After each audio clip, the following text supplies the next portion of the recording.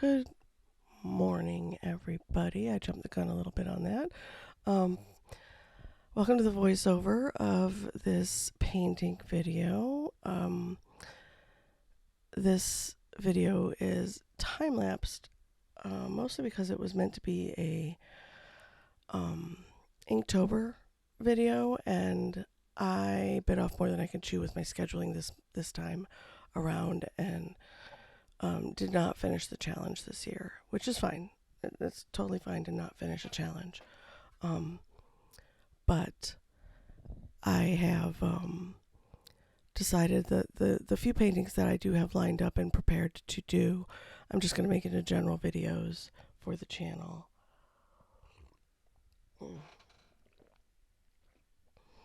And I have, let's see, I have several pieces drawn out already, so that's less prep work, right? For future videos. Right now I'm working with my core paints on 300 pound Stonehenge watercolor paper per usual. I have a stash of Stonehenge watercolor paper in 140 and 300 pound, and the 300 pound is my preferred, just mostly because it doesn't buckle as much as the 140 does. It is more expensive, but I had a little pocket of money and went ahead and decided to try out this particular brand because it wasn't as expensive as, say, Arches, which I cannot afford. It is fun to work on. It takes the paint really nicely. And for this one, I decided to work with my core paints because core paints move really well, and I really wanted that whoosh and spread in the background. This is a tarot card design, Four of Pentacles.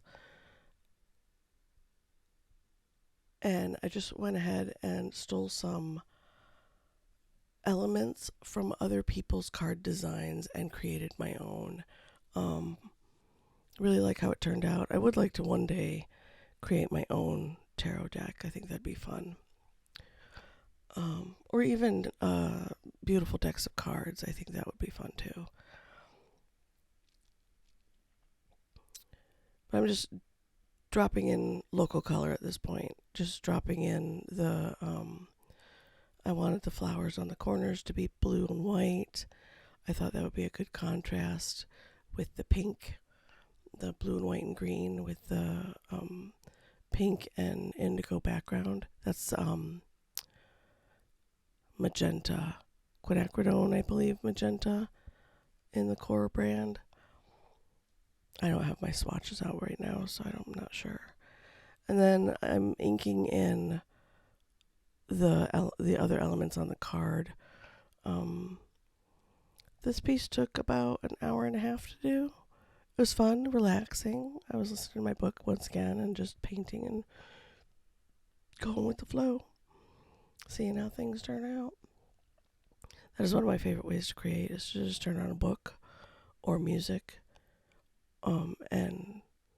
or silence actually is nice as well sometimes, to just create in utter silence,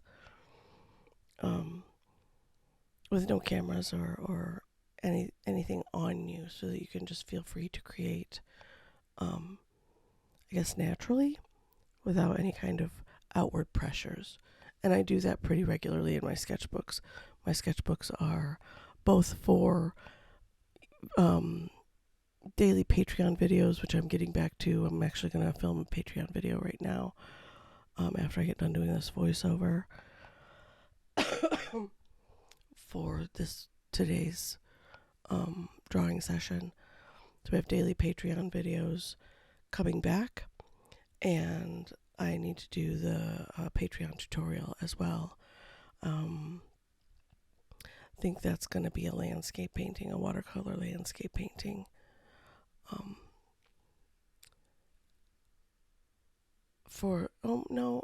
I think I was going to do, because it's November, I was going to do a kind of an autumn leaves and pumpkin still life kind of thing. I think I'm going to do that for the November tutorial. And then the December tutorial is going to be painting Christmas ornaments. So that'll be fun. It'll be a step-by-step on both of those. If you're interested, it is the $5 tier for all of the videos on my Patreon.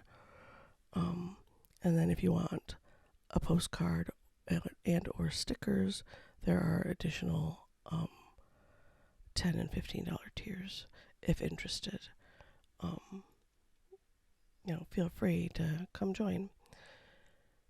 The daily sketches are just me first thing in the morning, super low key, chatting. Sometimes I'm very quiet, sometimes I'm very chatty.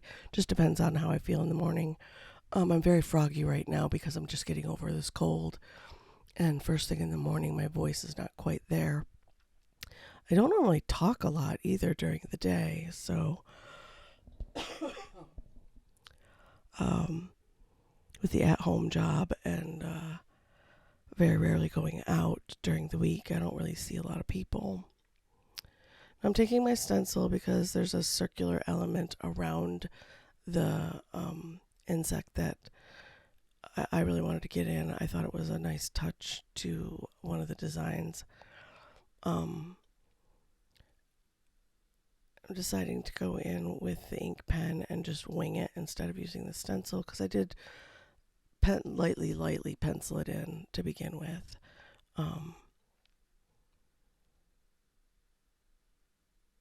Yeah, this piece, I honestly didn't think this piece was going to take that long to do. Slap down some color and a little bit of ink work and call it good. And it ended up taking about an hour to do, which isn't a long time, really, at all. I've been known to take days on paintings, so...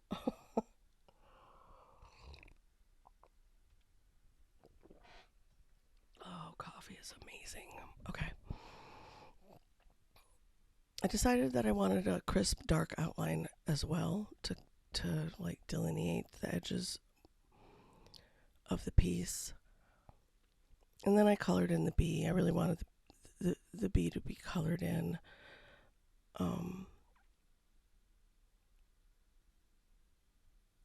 then I'm dragging the bee colors down a little bit so it's not in just one place, because it does look out of place sometimes when you put a color in. I mean, this is a card, so you can do whatever you want.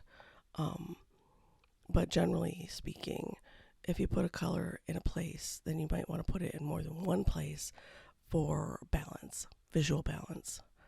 And then I didn't like that the circular patterns around him were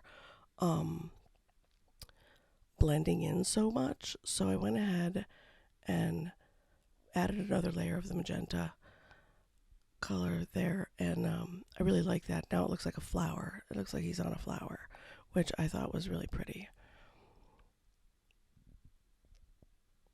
And it made him pop a little bit. And there's a little bit more contrast, which is deeply desired in a piece. I mean, some people don't like to do that. They paint soft and pretty equal as far as contrast is concerned. There's no like crazy elements of deep contrast in their pieces, and they're beautiful. But I do like a little bit of contrast here and there. I'm going in and inking in the words on the bottom in the little word box, and then text. And then I decided that the background was just a touch too light, so I went ahead and put that muddy indigo-y color on there to deepen it. And then we're taking off our tape, and yeah, I'm cleaning up the edge there, trying to pick up that little bit of smudge. Ended up using bleed proof white because that magenta is very staining and it does not pick up very well. And then once the bleed proof white was out, I'm like, I could use this for that little bit of shine on the wings. And then I got completely carried away with the bleed proof white. I could have stopped here. I think I was like 45 minutes in, and then I just got a little crazy. Like the whites on the flowers were not where I wanted them to be. And the bleed proof white does dry down lighter than when you put it on. sometimes, especially if you're putting it over a dark color, sometimes you have to do a couple coats if you want it to be pure white. And here I am putting on a pretty heavy application of just shine spots to make the piece more interesting. I decided to put white instead of yellow around all the letters, and that took a little minute to paint in. But I feel like it was worth it. My daughter saw the piece and went, "Ooh, this turned out good, Mom." And she very rarely says that about my art pieces. So, I mean, she likes my art, but I don't often get compliments out of the blue. So yeah, this took a minute. Went all around in between all the little letters, trying not to mess up the dark too much because I knew I was going to have to go over the dark again. And the ink over the bleed proof white doesn't work as well as it does over watercolor. That bleed proof white has a little bit of a chalky consistency once it's dried down. And yeah, the ink doesn't go over it quite as nice. And I'm putting some shine spots on his little legs. And then I get a little carried away. I think, yeah, I do. I put a little dot on in the middle of each one of the little black dashes on all of the little circles. And while I was doing it, I started it and I was like, oh, this was a mistake. I probably should have just left it alone. But then when I got all done, it did add that little bit of pop, which was nice. But it was a little more time consuming than I wanted it to be. And I did have, I threw them all away. Some gel pens, some white gel pens, but I've had really bad luck with the white gel pens. So I just don't bother.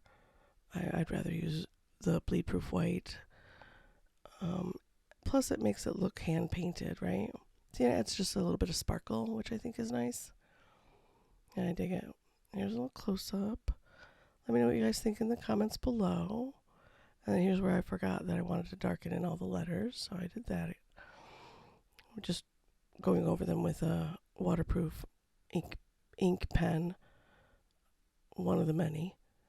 Let me know what you think in the comments below of this little video, and thank you so much for being here. If you're new, don't forget to like and subscribe, and I will see you in the next one.